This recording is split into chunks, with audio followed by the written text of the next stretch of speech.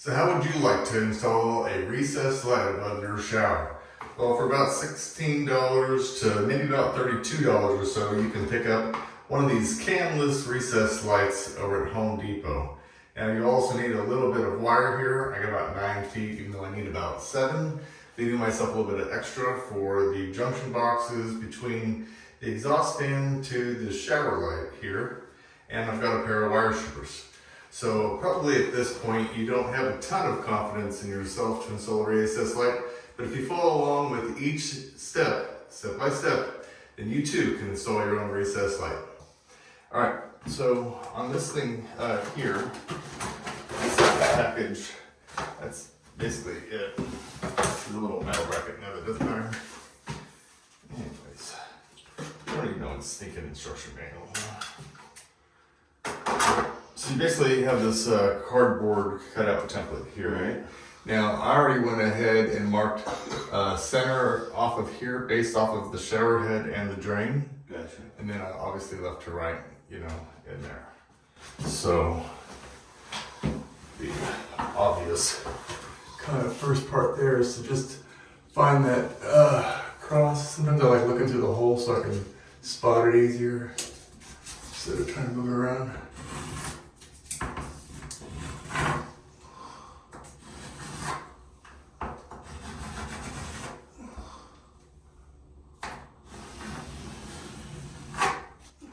Do you want to cut it out?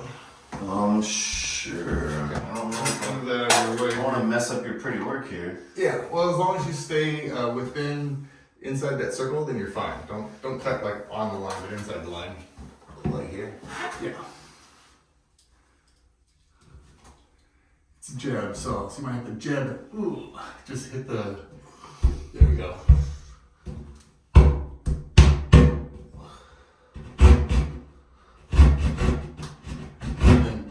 Stay up right against the line, like you're literally like touch the line.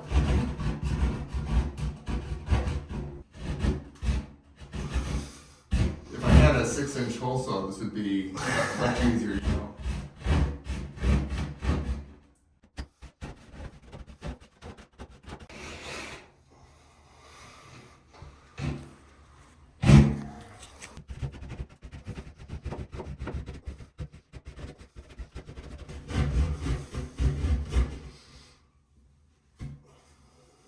Little tiring on the arms?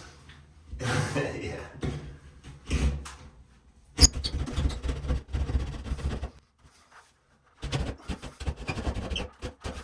Probably a little less pressure on the downstroke, but more pressure on the upstroke to push it forward.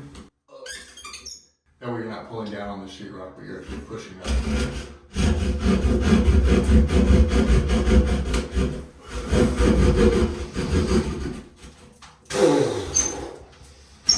Unfortunately, there's no insulation above this because of the new sheetrock. Would you like a Jefferson sandwich? I'll check the hole before we actually stick it in there. But let's go ahead and prepare some wire here. Okay. This is a little easier, you know, to do while you're down here and you got the freedom to stand up and not dance around the rafters and all that good stuff.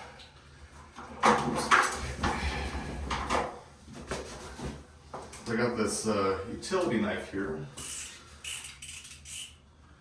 I'm basically going to take it, because these boxes here are much smaller, you can see it's about 3 inches across there.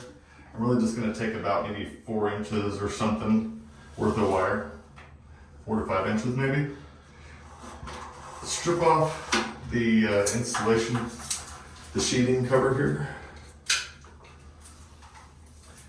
And just Sounds like insulation or something. basically, well, there's insulation on the actual hot wires here, the hot and the neutral. This is the sheeting just to keep it all together as one bundle. So, anyways, a lot more exercise than IT work. Shit. I know. Okay. So, with this here, you can see a little flip cover. And you've got your hot, neutral, and ground. And this cable is actually going to slip right into this slot here. Which one is the neutral? The white one is the neutral.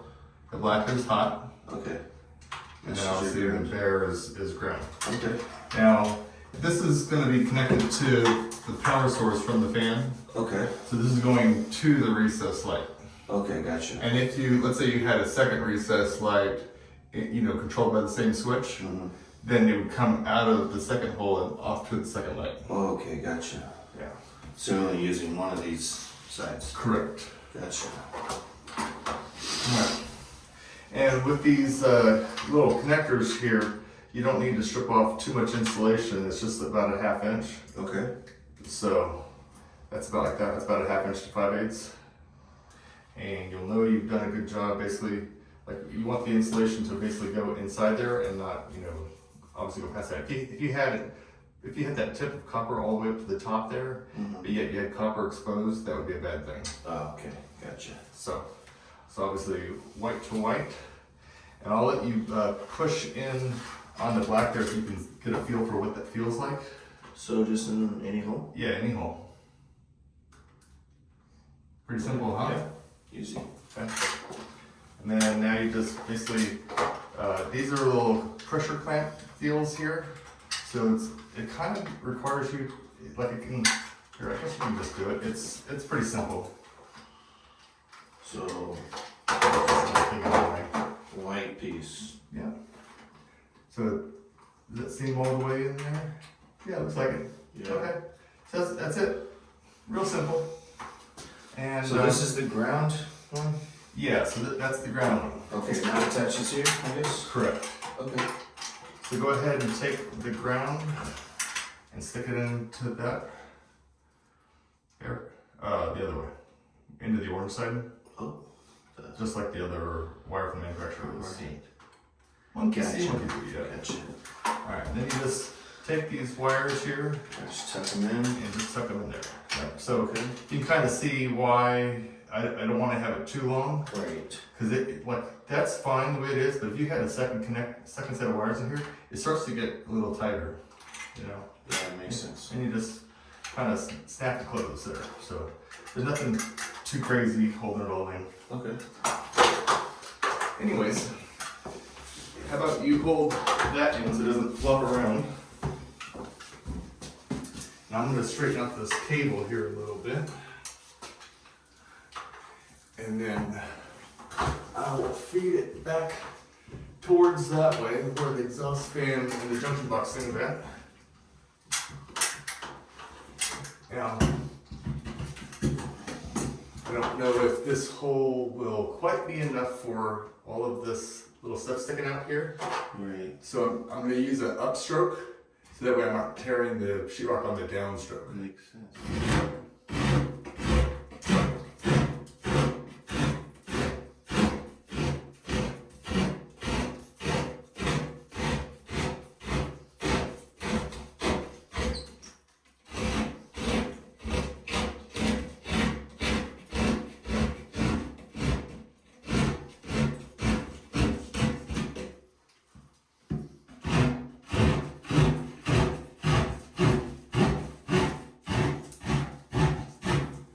Yeah, that makes much more sense. Okay, that should be good enough. Now, what I want you to do is basically just, you know, kind of push that out of the way, like that little connector thing out of the way. Yeah. And I want you to fold this back. It's kind of like a heavy spring clamp. Yeah. And just stick it like that. Ah, I see. And then push it up. Okay.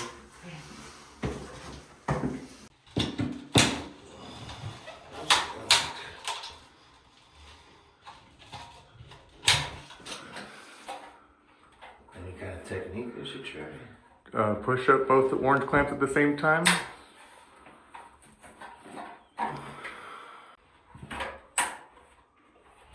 I was trying to use both pointer fingers. Right.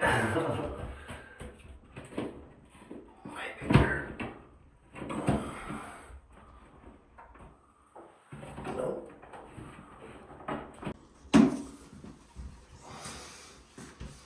There you go. That wasn't so bad, right? Yeah. So So I'm just checking to make sure it looks even, and it looks even and tight and all that kind of stuff. And any sort of little fingerprints, you know, we can always just wipe off with soapy rag. Okay. Alright, let's basically go do the same thing up in the attic. Of course, you'll want to go out to your electrical panel to shut off the power to the circuit that is powering the switch box controlling what you are tying the new recessed light into, like the exhaust fan or another light. Right here? That's about 6 inches or so, a little less. And then make sure you don't have your leg or anything in the way so you don't actually cut yourself.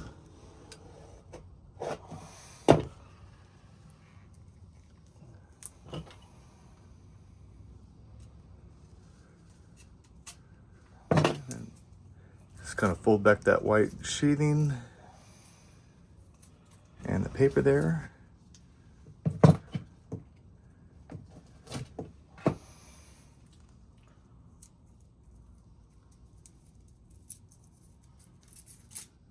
Okay, and then get those orange handled strippers and then cut about a 1/2 inch off. Not there, you have to move to the smaller diameter, about 1 more notch. There you go. And do the same to the black. Maybe more than that, yeah. More? Okay. You know what, for this case, because we're doing the junction box, go ahead and strip off another 1/4 inch on each one. Yeah. If it doesn't strip easily, you're probably in the wrong hole.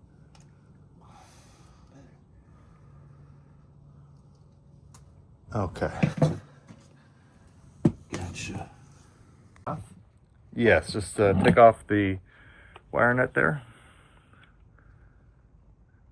Did I just pull? Untwist it to the left. Oh. Lefty loosey, righty tighty. And then just put them together. And should I twist it like this? Yeah, remember to yes, exactly. Pre-wrap that around there, like that.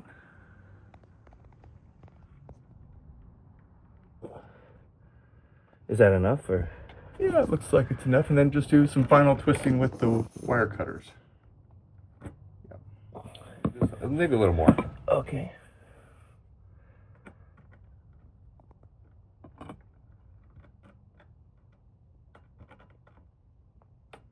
Okay.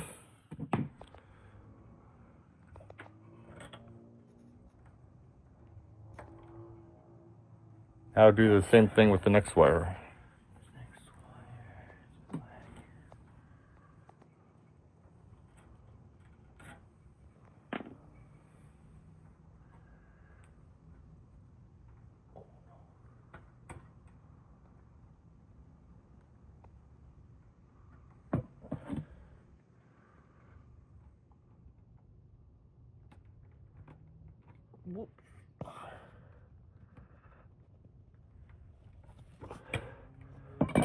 Is that legit? Twisted enough? I would take a little bit, see that point sticking there? Yeah. I would go ahead and just kind of flatten that out a little bit, okay?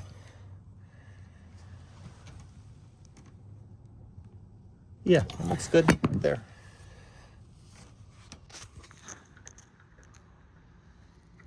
And then push it down? Yeah, just tuck all the wires in.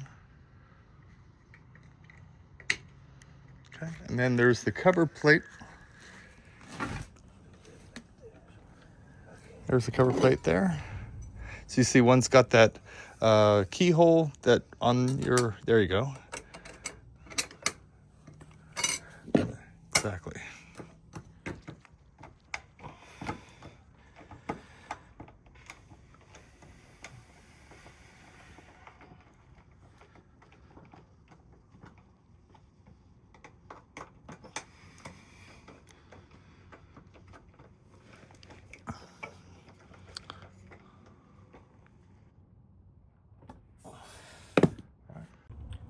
And before you leave the attic, you'll want to look at this color setting right here.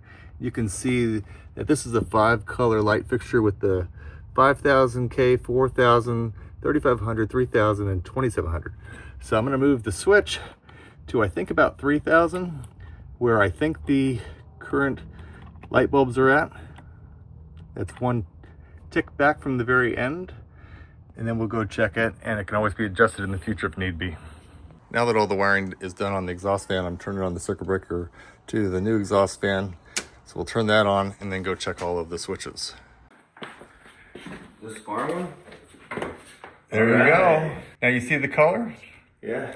Now, of course, up in the attic, there's a little switch that you can adjust the color setting. Oh, okay. You know, from the cool light to warm light and all that stuff. So we'll adjust that and kind of go from there. Nice. Cool. Yep. Turn it on again. There you go.